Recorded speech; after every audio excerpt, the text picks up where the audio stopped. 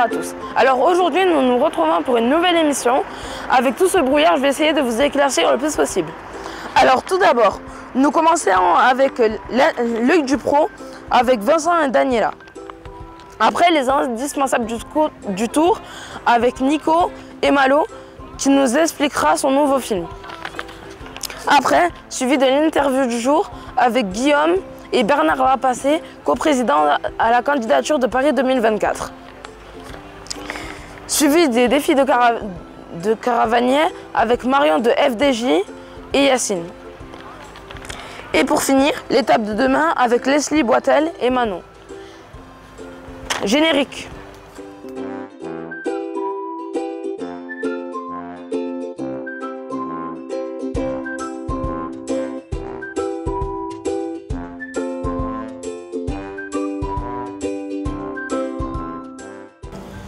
Bon, aujourd'hui on se retrouve au sommet de Péragude. Donc moi je pense que je suis monté un peu trop haut. Donc je vais aller rejoindre Daniela à la ligne d'arrivée pour l'œil du pro.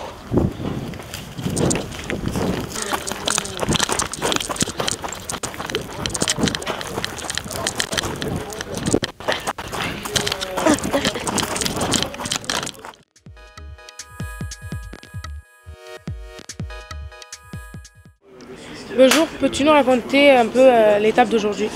Alors l'étape d'aujourd'hui, c'était une étape qui s'annonçait une grosse étape de montagne. On s'est rendu compte qu'en fait, encore une fois, les favoris se sont attaqués à 200 mètres de la ligne.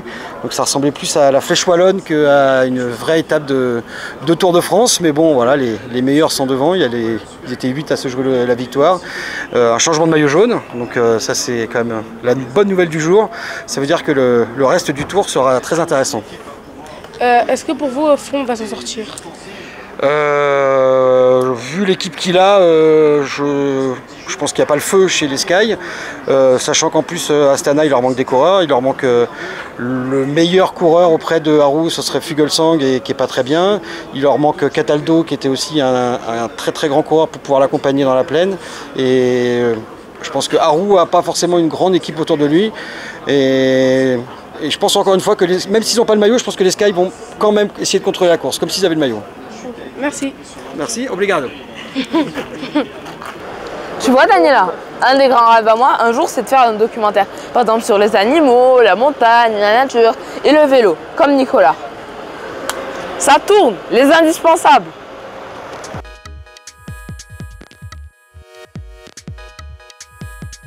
Bonjour. Salut. Pourquoi avoir réalisé ce film? Quel message as-tu voulu faire passer? Oula, oh la question. Eh bien, quel message j'ai voulu faire passer? J'ai fait un documentaire sur Laurent Roux pour pas qu'on oublie son histoire et parce que je trouve son point de vue intéressant, que ce soit sur ce qu'il a vécu, sur sa reconversion et sa position sur le dopage quand il fait la distinction entre sport amateur et sport professionnel. Et puis j'ai voulu montrer que c'était un peu aussi une génération compliquée parce qu'ils ont vécu des heures très sombres. Alors certains diront ils sont indéfendables. Et ben moi je fais partie de ceux qui disent que pourquoi ne pas les écouter aussi ces gens-là, surtout que lui a été un peu effacé du monde professionnel et il ne peut pas avoir d'accréditation pour venir sur le Tour de France. Donc voilà, c'est pour ces raisons que j'ai voulu faire ce documentaire. À la base, pas vraiment, mais à la base c'était vraiment anglais sur la transmission parce qu'il avait son fils qui faisait du vélo. Il a arrêté le vélo, il s'appelait Roux et il avait déjà la casquette du fils de celui qui est aussi quelqu'un entre guillemets de chargé. Et ça, je trouvais ça injuste. Mais ça, c'est encore une autre histoire. D'accord. Quel est ton souvenir le plus fort de ce film? Mon souvenir le plus fort, c'est peut-être le début, quand on arrive sur ce parking, quand je le vois débarquer avec son camion. Et là, je me dis, moi je voulais vraiment filmer cette scène nocturne là.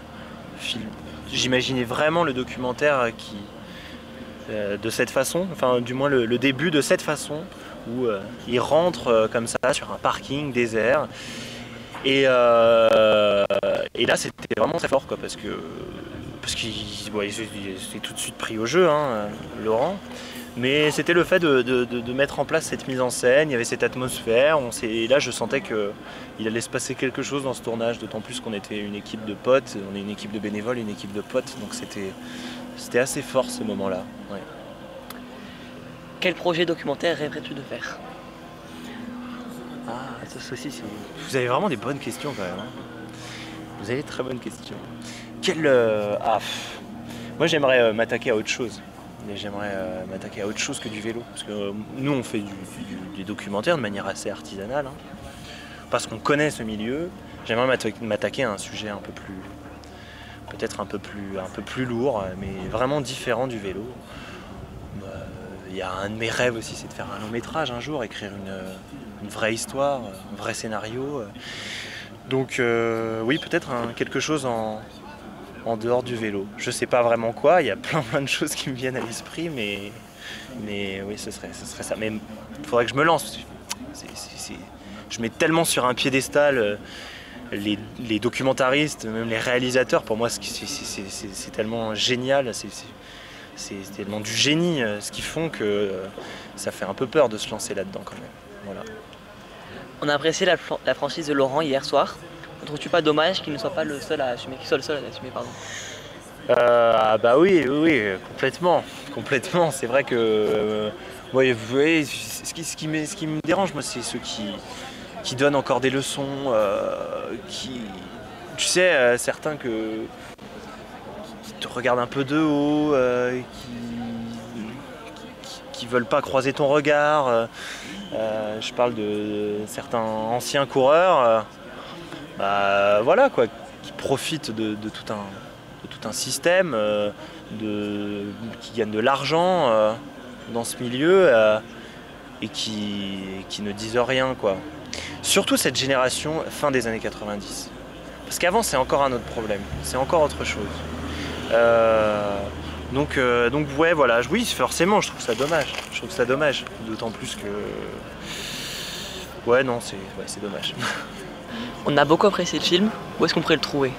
Ah, et ben tu tapes www.changementderoue.com, roue avec un X, et t'as un super site que mes amis, que t'as vu d'ailleurs hier soir à la séance, ont réalisé. Donc www.changementderoue.com pour télécharger le film, et sur les réseaux sociaux vous avez plein d'informations, sur notre compte Twitter La Bordure, sur notre page Facebook La Bordure. Et si vous voulez aussi voir des précédents documentaires, www.labordure.fr. Merci. Bon, place à l'image du jour. Donc, dans le cyclisme, faut savoir prendre des risques. Remplacement. Erwan, arrête de simuler, t'es pas footballeur. Ok, vas-y, c'est bon.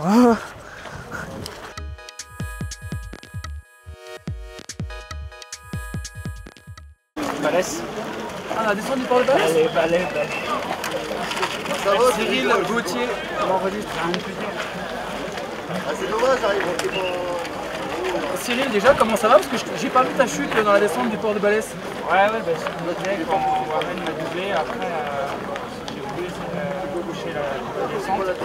J'ai pris une mauvaise trajectoire et puis voilà, au lieu de prendre la bordure, sauter sur le talus et là, c'était un peu. En tout cas, on t'a vu quand même arriver avec le sourire. T'étais au courant. Ouais, je l'ai tout à l'heure. J'arrive pas à entendre.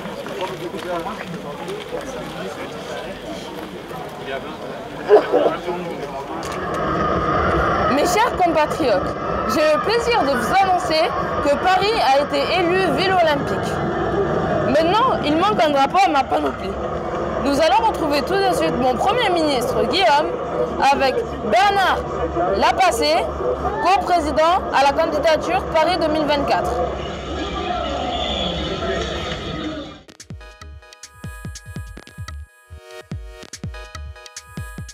Alors, quels sont les derniers préparatifs pour la candidature de Paris 2024? Alors, on a passé un cap extrêmement important la semaine dernière à Lausanne, c'était de déterminer la qualité de notre candidature par rapport à ce que faisait Los Angeles, notre adversaire du jour.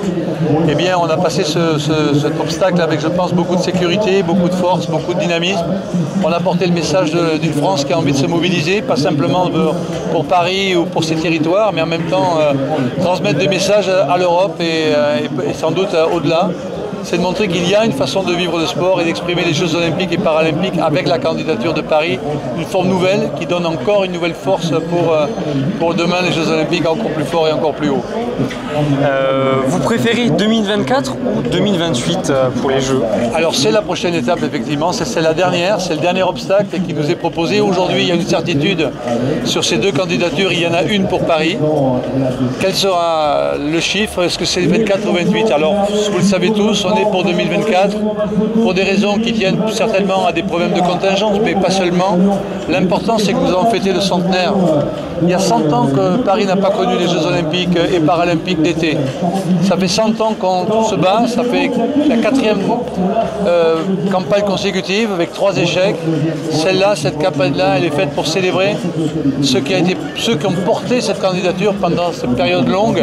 On est là pour montrer qu'il y a une continuité. La France, malgré ses échecs, est fidèle à l'olympisme, est fidèle à ses valeurs, est fidèle à la culture sportive dans le monde, à la dimension dans laquelle on doit inscrire le sport demain. C'est un témoignage qu'on porte et cette force-là, elle doit s'exprimer dans ce centenaire, elle doit s'exprimer dans ce qui va porter la dimension des Jeux Olympiques et Paralympiques en 2024. Alors, on va se battre jusqu'à Lima.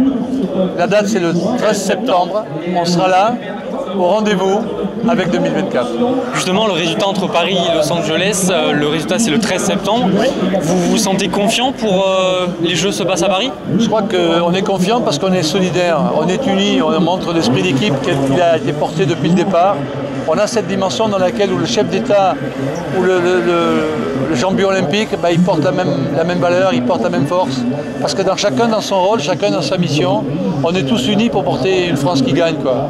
Une France qui gagne, c'est l'expression de cette mobilité et de la mobilisation dans laquelle vous êtes, tous, et bien pour la récompense de ce que vous faites, pour le travail que vous portez. Ce sont des millions de gens qui s'expriment avec cette force-là, cette dimension. Donc on n'est pas certain, il ne faut pas dire qu'on est certain parce que ce serait arrogant, mais on est fort dans notre conscience, on est fort dans notre détermination. On a besoin d'exprimer cette force-là avec tous ceux qui nous accompagnent. Pensez-vous que Paris 2024 va relancer l'économie du pays ou l'accélérer du moins? C'est une certitude. On a fait des estimations déjà pour montrer la force économique qui est la nôtre.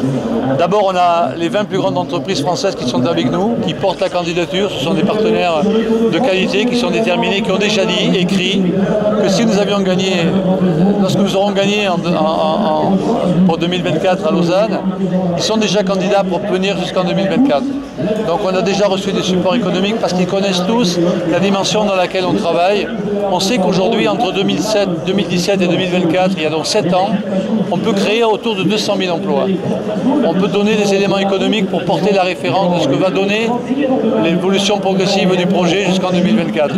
C'est dire que, sans parler du tourisme, où on sait très bien qu'il y aura entre 15 et 20 millions de visiteurs supplémentaires avec les Jeux, la France tourne autour de 80 millions de visiteurs étrangers de tourisme. Avec les Jeux, simplement les Jeux, sur la période des Jeux de 15 jours pour les Jeux Olympiques et de 11 jours paralympiques, on exprime autour de 15 millions, 20 millions de visiteurs en plus. Donc les éléments moteurs économiques sont présents. On a cette dimension pour porter une force de plus pour la France. L'organisation du Tour vous semble bonne. Est-ce qu'elle va ressembler à celle de Paris 2024?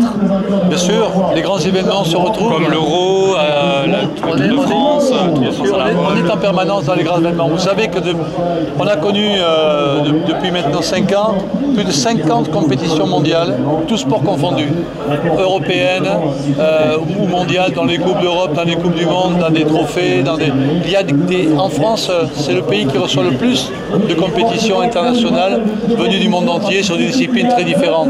On mobilise autour de la France des caractères, des sports individuels, des sports collectifs, des sports individuels, mais des sports qui portent tous la même identité, celle de la force et de l'expression du travail, parce que c'est du travail, de la réalisation de projets qu'il faut aimer, il faut de la passion, il faut de l'envie et il faut du partage. Donc on est dans cet élément-là qui fait véritablement une force supplémentaire. Donc on a effectivement la certitude d'avoir de plus en plus d'événements dans les temps qui viennent. Et justement, on parle de sportifs. Alors est-ce qu'en 2024, on aura des pépites, des nouveaux sportifs qui vont naître, peut-être pour remporter des médailles pour la France? Eh bien, écoutez, on travaille sur une commission spécifique qui s'appelle la Génération 2024. On est en train de travailler pour définir le profil de ceux qui en 2024 seront présents sur les stades de compétition, voir avec eux. Donc ils participent, quelques-uns d'entre eux, dans des disciplines un peu particulières, qui sont déjà à 13-14 ans, des garçons et des femmes formés, qui sont des gens athlètes déjà très portés vers la compétition de haut niveau. Donc on travaille déjà sur ces générations pour voir un petit peu comment on peut accompagner cette génération qui va donner en 2024 à Paris des lettres de noblesse pour pouvoir vraiment figurer au plus haut niveau. Merci à vous. On croise les doigts pour le 13 septembre à Lima et on fait le geste Paris 2024. Voilà, et on compte sur vous pour Paris 2024. Merci à vous. Merci. Bon, Yacine, tu vois le camion FDJ qui est là-bas. Tu vas y aller, tu vas faire le défi des caravaniers avec Marion. T'es sérieux? Ouais. Bon d'accord, j'y vais.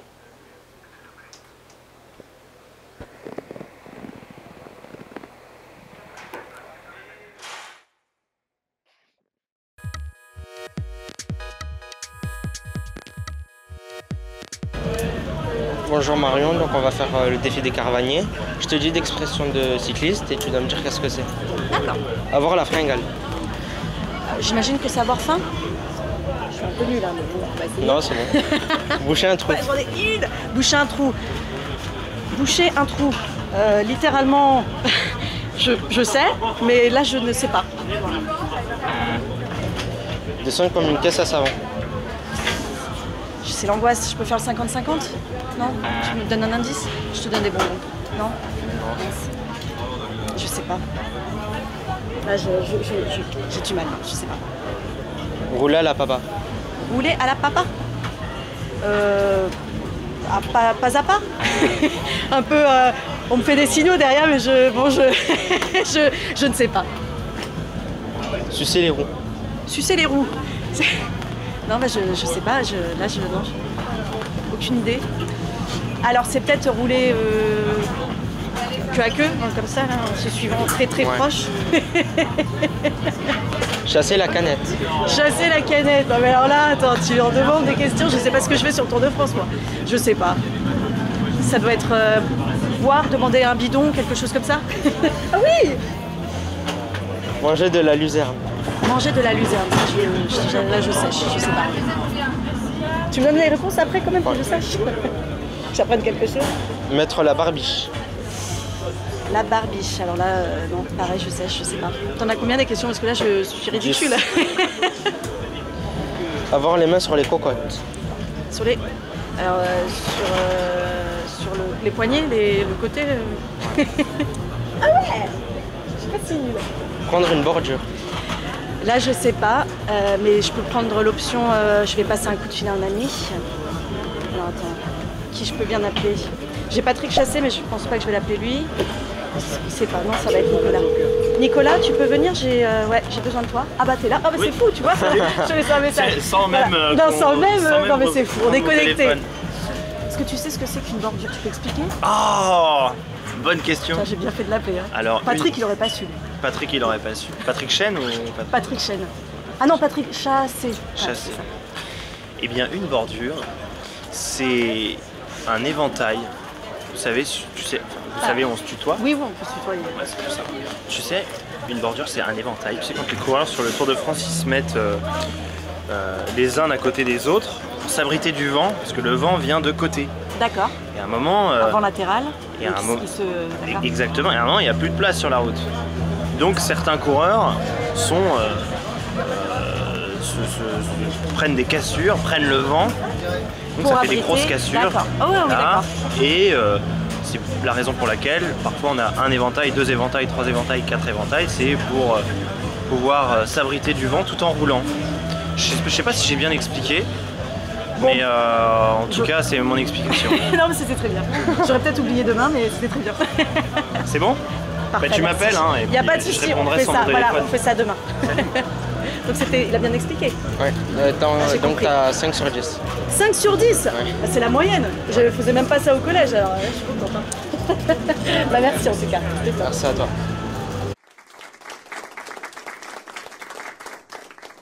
Direction Saint-Giron.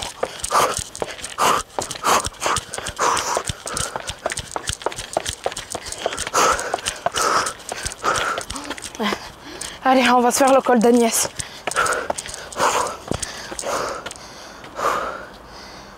J'aperçois le mur de Péguerre.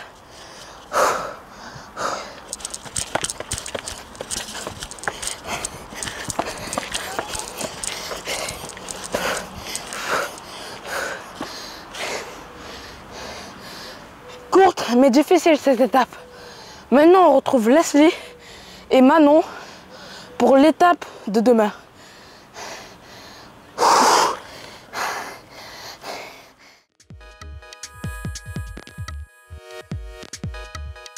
Bonjour. Bonjour. Pouvez-vous nous expliquer l'étape de demain? Donc ce sera la 13e étape au programme de ce Tour de France entre Saint-Giron et Foix. Une étape très courte, 101 km, c'est la plus courte de cette 104e édition du Tour de France. Et ça va être assez compliqué pour les coureurs, justement parce qu'elle est très courte, il va falloir très vite attaquer, il devrait y avoir très vite des échappées. Il y a 3 cols première catégorie au programme. Ça va être assez dur pour les organismes, les mollets des coureurs vont souffrir. Il y a notamment le col de la Trappe, celui d'Agnès et enfin le mur de Péguerre, des pourcentages qui peuvent atteindre jusqu'à 16 degrés de déclivité, donc ça va être assez costaud pour les coureurs. On ne devrait pas s'ennuyer dans cette étape encore dans les Pyrénées. Et quel est votre favori? Les favoris, c'est les prétendants à la victoire finale. Chris Froome, toujours le leader de la Sky qui est maillot jaune depuis un bon moment maintenant. Romain Bardet peut réussir à s'en sortir, le français leader d'AG2R. Et puis Fabio Aru, c'est un petit peu le champion d'Italie, c'est lui un petit peu qui dynamise les étapes en montagne depuis le début de ce Tour de France. Il a remporté l'étape notamment à la planche des belles filles. Fabio Aru, il peut faire quelque chose. C'est vrai que c'est un petit peu l'épine dans le pied de Chris Froome depuis le début de ce Tour de France. Celui qui essaye d'attaquer, on l'a vu essayer d'attaquer dans le monde du chat notamment quand Chris Froome avait un petit incident mécanique. Derrière ça n'a pas été suivi, mais en tout cas lui on sent qu'il a vraiment envie d'y aller. Donc je pense que Fabio Aru il peut faire quelque chose demain entre Saint-Giron et Foix. Merci. Bon, c'est la fin de cette émission. Donc nous allons fêter la victoire de Romain Bardet. Donc je laisse le paparazzi profiter du spectacle.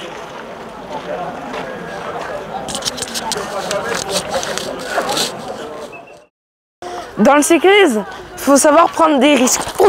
Oh, ma cheville. Erwan, arrête de simuler, t'es pas footballeur. Bon, ok, vas-y.